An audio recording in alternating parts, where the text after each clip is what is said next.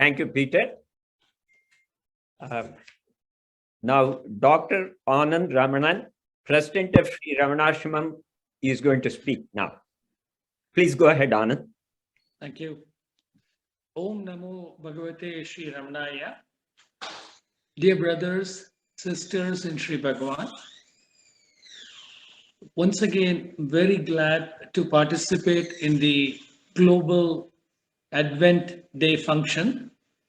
The amazing satsang groups all over the world have continued to build upon their wonderful performances over the years and continue to enrich the spiritual experience for the devotees. Friends, September 1st symbolizes a great day in the spiritual movement. By Bhagavan coming from the mother's lap to the father's lap in Arunachala, from Madurai to Tiruvannamalai, an ancient, arduous practice of Jnana Marga was easily adapted to the modern day settings thanks to Bhagavan's persistent demonstration of the teachings over the next 5 decades. The teachings of Bhagavan enables a busy banker, a modern day professor in an urban setting to easily practice this ageless direct path of Atma Vichara, which the ancient rishis had to spend years in forests and achieve self-realization in this birth and prevent the cycles of deaths and rebirths. Friends, this function also represents the start of the celebrations of the 100th anniversary of the formation of Sri Ramanashramam, which will continue till 2023 Jayanti, which is till December 28th. The programs, I will keep updating you. For now, we are going to come up with a souvenir. There will be pictorial books on Arunachala by David Gogoi. There will be revival of satsang groups all over India and in a few cities in the West and in Asia. There will be some satsangs, some seminars which will be held in the big cities of India and in the West. I will be in touch with the various satsang groups and I will count on your participation, needless to say. This is a great opportunity for us to pay respect to Bhagavan, both by practicing his teachings and by opening the path for other newer devotees who should get the benefit of Bhagavan's teachings in this human birth. One of the responsibilities of being the ashram president is constant interaction with devotees who come to the ashram or communicate with us through the email. Today, I'd like to use this opportunity to discuss and state some ashram policies in a holistic way, and I welcome comments from the devotees too. The 3 things which I felt we can talk today, and I will try to quote Bhagavan's quotations and reasonings to why the ashram administration is following the solution to these three questions raised by devotees were very sincere, I must add. Um, and we will go along as we. The first one is, why are there no lectures in the ashram? Why are there no guided tours of the ashram? Why are there no guide like person, somebody who introduces Bhagavan's teachings to the new devotees who come to the ashram? And I get this on a continuous basis, almost every uh, couple of hours.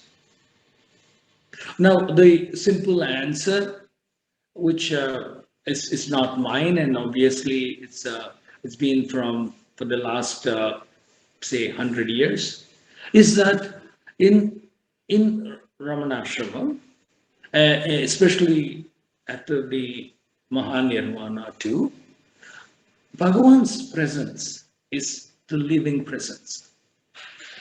On this path, we don't, there is no importance given to the physical form, especially of the Sadguru. And Bhagavan is categorically assured that he's not gone anywhere. And this is the constant living presence in this ashram. The other thing is, the devotee does not choose Bhagavan. Bhagavan chooses the devotee. There has to be some past janma punya for the devotee to come to Bhagavan. This avatar of Dakshinamurti is constantly guiding us in silence. In fact, Ramanashramam can be rightly called the temple of silence of Advaita Vedanta. Everywhere we are surrounded by the cacophony of noise, singing, and I mean, they all have a role. Please don't get me wrong. But one needs a pure place where silence is almost deafening, and this is a meaningful silence. It's not a silence one encounters walking through wilderness or 20,000 above in the sky. This is a spiritual silence, heavy with spiritual truth, heavy with ancient wisdom, which will cleanse the devotees and answer every question that they have, and much more.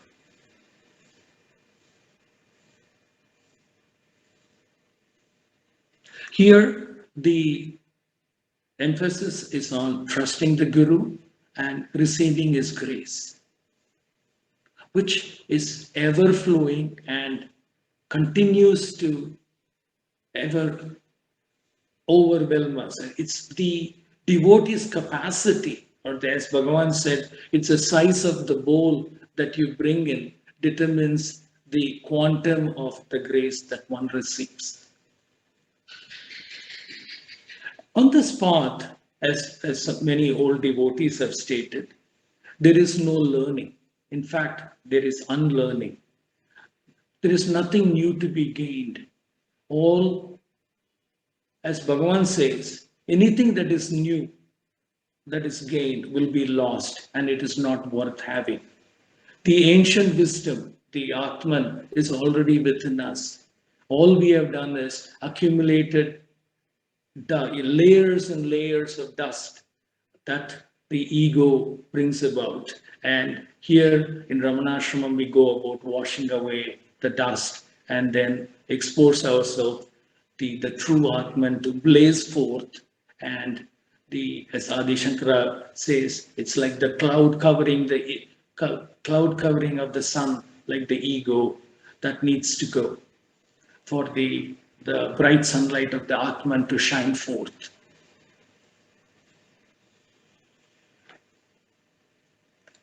And Bhagavan has also stated in many things, it's like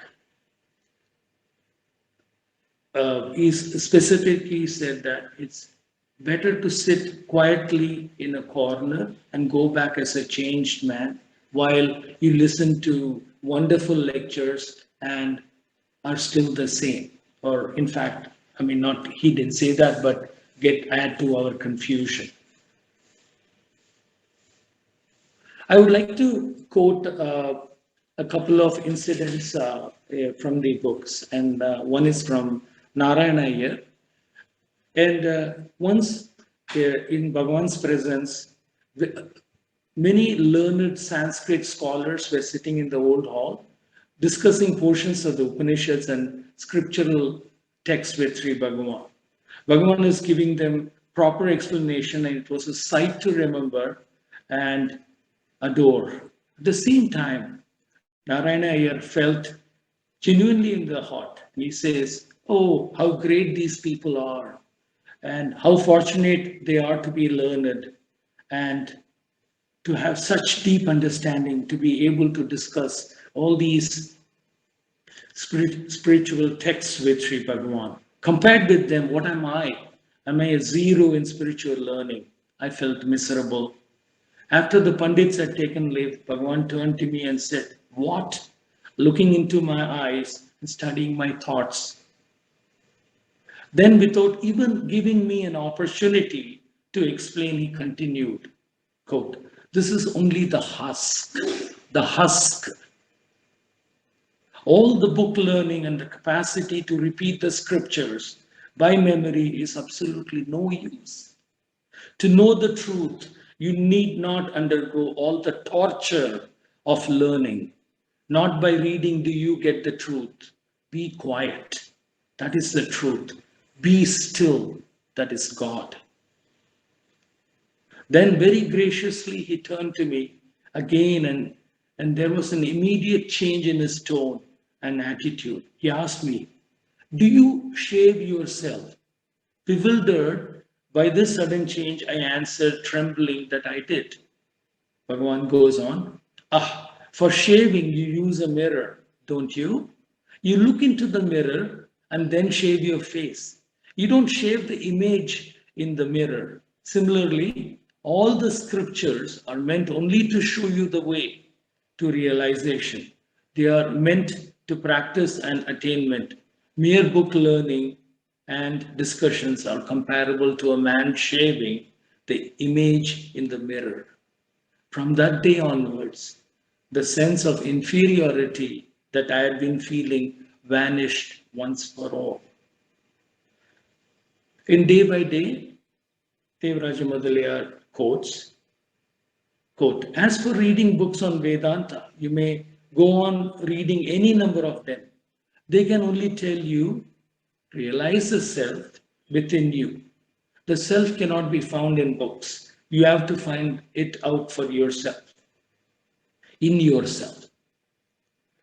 You wake up in the morning and look into the mirror, and the mirror shows you that you have a growth and that you have to get rid of it. You may go on looking into any number of mirrors.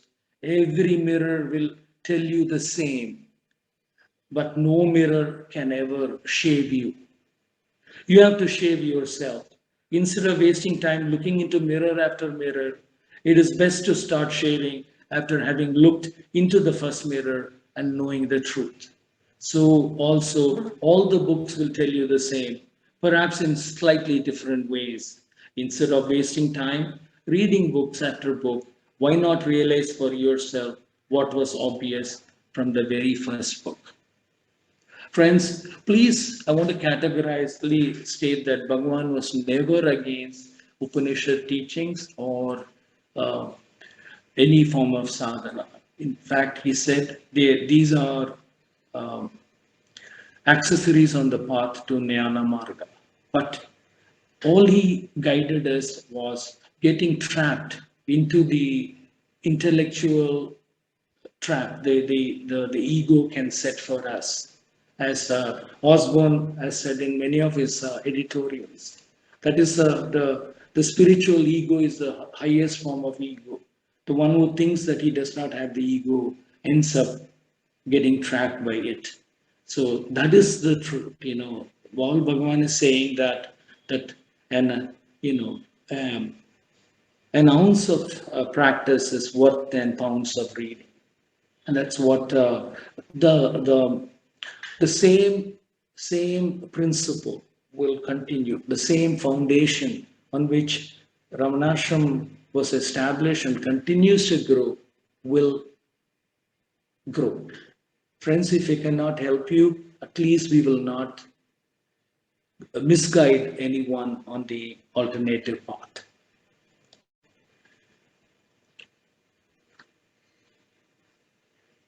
Just as in the lifetime of Bhagavan, guidance came to all who turned to him, even to people who never visited the ashram, the same presence radiates from the ashram to this day at the foot of Arunachala.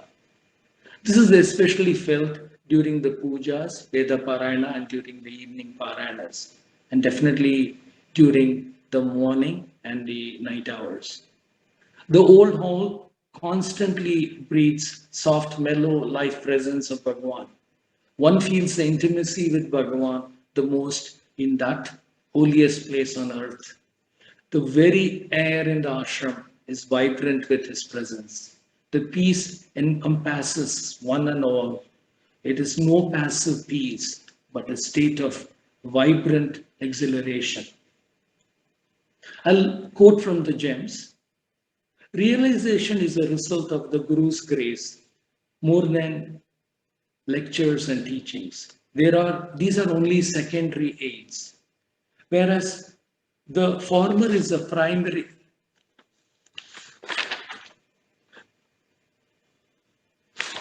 and essential cause. Guru's grace is always there. Contact with jnanis is good. They will work through silence. A guru is not the physical form. His contact, remains even after the physical form vanishes. Friends, even during Bhagavan's time, the answers to the devotees' questions, and we are thankful for them because they act as guiding light for all of us. The answers were intensely direct and adapted to the questioner's character. As one devotee said, Bhagavan answered the questioner more than the question itself. When Paramahansa Yogananda asked Bhagavan what spiritual instructions he should carry back to the West from Bhagavan for the uplift of mankind, Bhagavan replied, quote, "It depends on the temperament and spiritual maturity of the individual. There can be no mass instructions."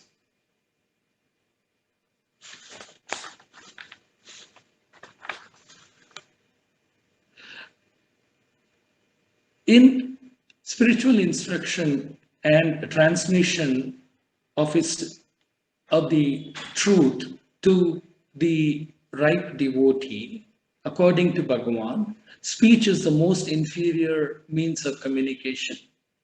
In fact, as we all know, the sage of Arunachala is known as the great master of silent teaching.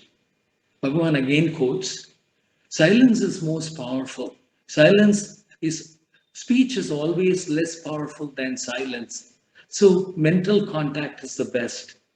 Such mauna, silence, is not inertness, but great activity. It is the most powerful speech." And in talks, yet again, he quotes that speech is the great grandson of the original source and the grandson of silence.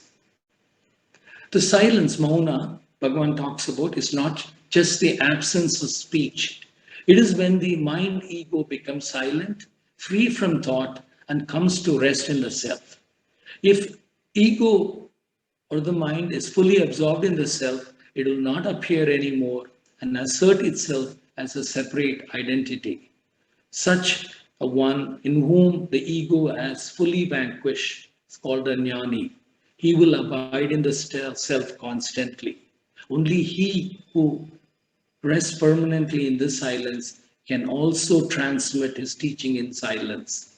The disciple is yet not in this state However, with the Guru's grace and with his constant effort, he will soon get the same level of spiritual truth as Bhagavan. This teaching can be summed up as an teaching that is passed on from the spiritual heart, the Hridayam, to the devotee spiritual heart, the Hridayam.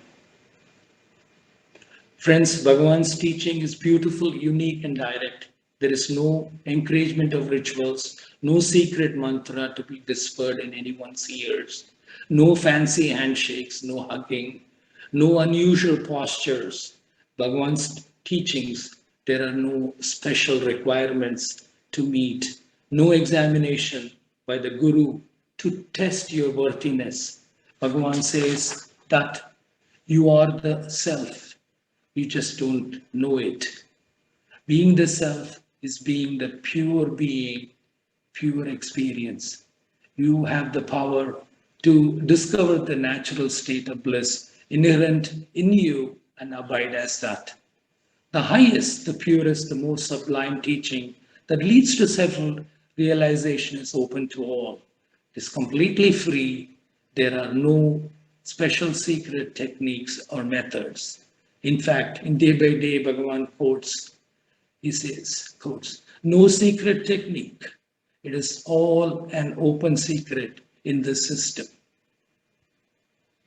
There are no middlemen. There are no successors, spiritual successors of Bhagavan appointed by him. Friends, we are all the spiritual successors of Sri Bhagavan. I will go on to the continuing the theme. Recently, even a Tamil scholar said, he reminded rather tersely, and sometimes you get the best teachings from such people. Said Anand, இது about the ashram, he said, இது பகவான் இருந்த ஆசிரம் இல்லை, பகவான் இருக்கின்ற ashram. Means that Bhagavan, this is not the ashram where Bhagavan lived, but this is a ashram where Bhagavan continues to live. And he said it is blasphemous for somebody to sit and explain his own teachings in Bhagavan's presence.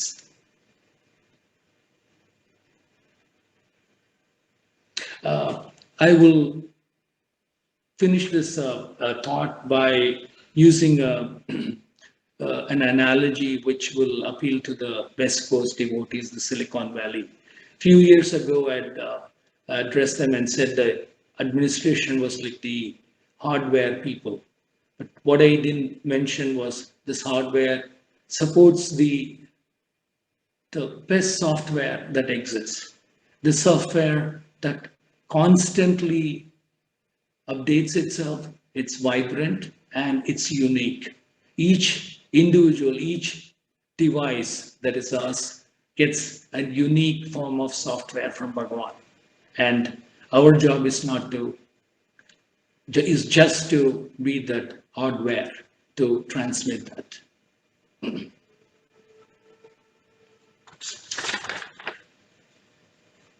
The second question is recently, there have been a few books and which have been describing the experiences of the devotees and also have some anecdotes of teachings and it kind of seamlessly blends. Friends, I want to be very clear. These authors have tremendously good intentions. They are devotees of Bhagavan and they mean very well. But the ashram policy is, as being defined, is anything, whatever we do, we should not confuse the devotees. We should keep them on the original path. And the publication committee headed by Professor Giridhar and ably supported by the editors of Mountain Path is any material, any book that we get, we do give it we read it, and then we analyze amongst ourselves. And the question we ask is this new material, or this material is anything new? Is it, of course, is it verifiable? And is this going to uh, tangentially dilute the teaching going forward? Or, and finally, is it going to help the devotee to take her or him closer to self-realization?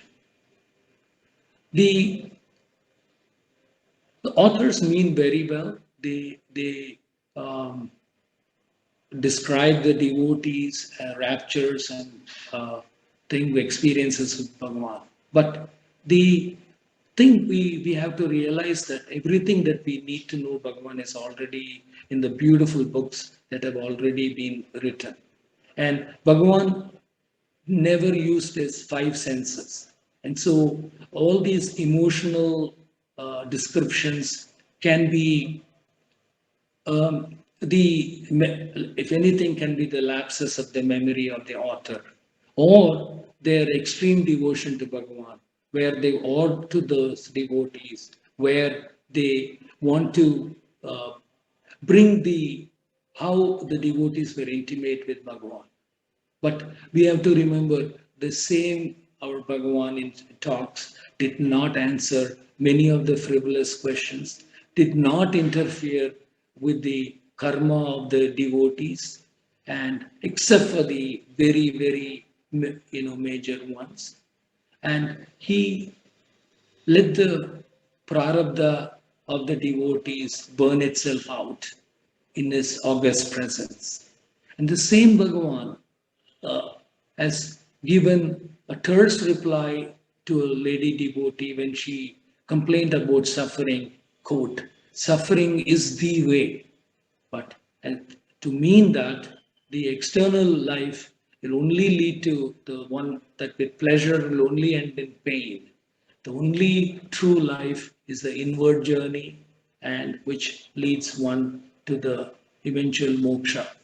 And so this is the ashram's publication policy, and I welcome any comments on that. And I please pray to the devotees to uh, stick and follow their, use what Bhagavan has quoted, and refer to books that have been vouchsafed by him during his lifetime. He has personally gone through the the first 10 or 12 original publications of the ashram, which one can find on the website. And finally, is like everything that was had to be done physically has been done by the forefathers and the ancient devotees. But friends, this our generation, I see myself, we are at a very pivotal time.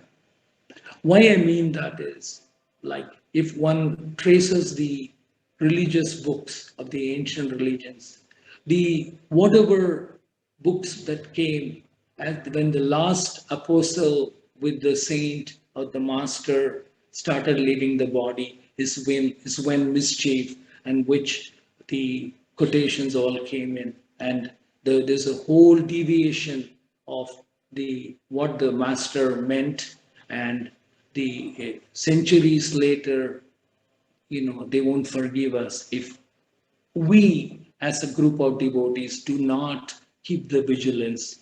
A small variance here can in rocket science lead to the rocket going several miles up the tangent, and we cannot let this happen to our Bhagavan.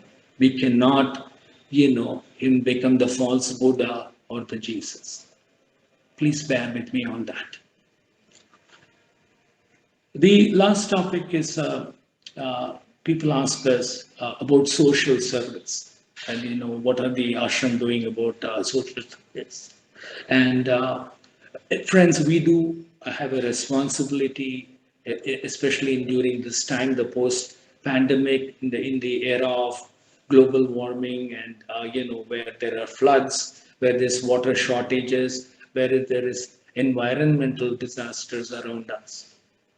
Now, the social service the ashram will do will be the continuation of the activities which were started during Bhagwan's time, which are the dispensary, the Narayana Seva, the empowerment of women and children. However, we will continue, we'll add a little more dimension where we'll try to support the environment of Arunachala, the supporting the columns, the lakes, the hill, to preserve the hill, help some primary education, the inmates and the local welfare improvement, and maintain the local temples. And on that progress, we know that the Sri Ramana Maharshi heritage in America will be a big support along with Arunachala Ashrama.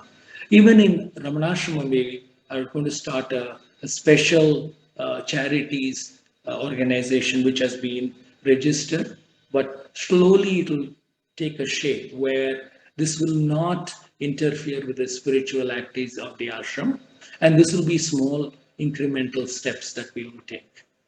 And this will be based on the following quotations from Bhagavan, where we know that Karma Marga is only an adjunct to the Jnana Marga. It only prepares the mind for self-realization. It will never be the substitute for that. So this will also never be the prime activity of the of Ramanashramam. But Bhagavan encourages in many ways. He says, act kindly towards the weak, render help to fellow beings when opportunity comes your way, without deliberately seeking opportunity to help, without any motivation for appreciation from others, or desiring self-satisfaction of feeling that we are good people. God alone can do good to others. We will never ever think that we are helping a man below us. The karma marga the ashram will do will only be a means of worshipping God in that man. Lastly, I will sum up the attitude of the administration. I'd like to state a story. Alexander the Great, well, in India, comes to know of a holy saint. He goes to him, and around midday, it's blazing sun, and he goes up a hill, and the saint is standing there looking at the sun. So Alexander feels, oh my God, this person is getting sunburnt and getting the. So he comes and stands in the way to give him temporary shade, and then ask him, what else can I do for you, O spiritual master? And this kind man, a kind saint, looks at him and finally says, please move out of the way. Do not obscure the path of the sun towards me. Similarly, the ashram administration will never obscure the relationship between you, the jnanis in making devotees, and the spiritual sun, Bhagavan. And promise you that. Om Namo Bhagavate Shri Ramanaya, and forgive my going over the time. Thank you. Srimati Sushila Ramanan, Mommy is going to chant the Sharanagati. Om Namo Bhagavate Shri Ramanaya. Sarana Gati Sarana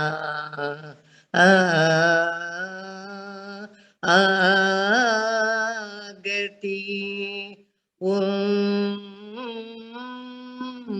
Parana Sarana Agati Ini Pugar Tunaidan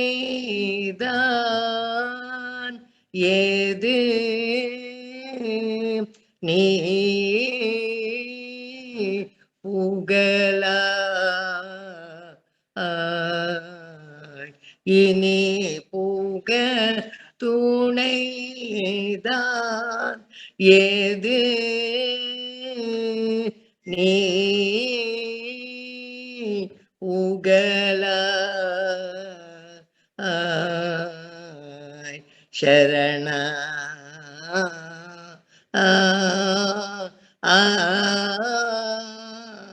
கதி ஸ்மரண யதி பல அருணா சல நீரை ரமண ஸ்மரண யதி பல அருணா சல நீரை ரமண கருணா வருணா ஸ்ரீ ரமண கருணா வருணா சரண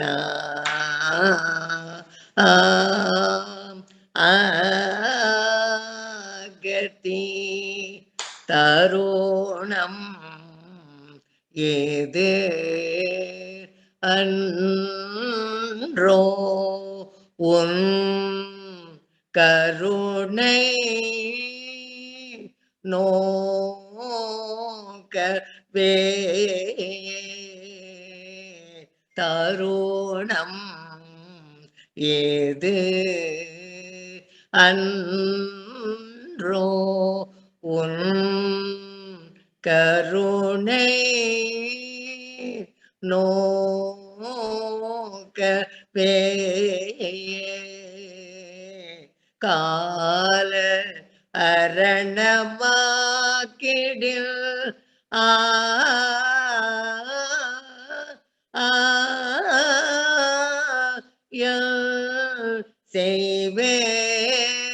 செய்வேன் கால அரணமாக்கிடில்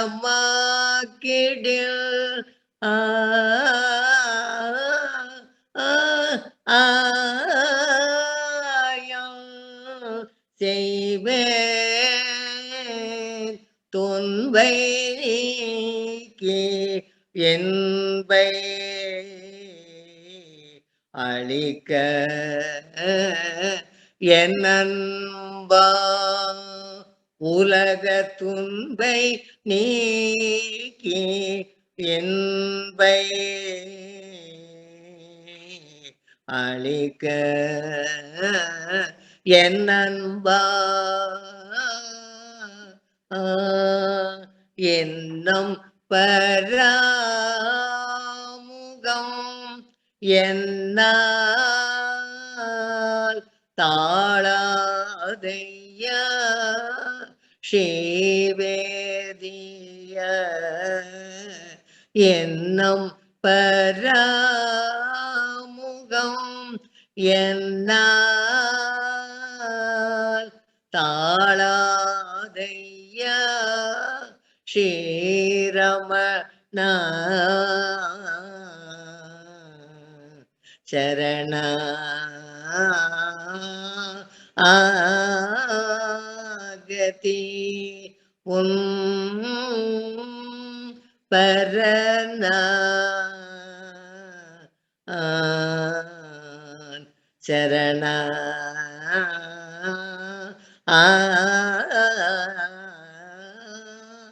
கதி. ஓம் நமோ பகவதே ஸ்ரீரமணாய. நமஸ்காரம். Thank you, Sushila Mami.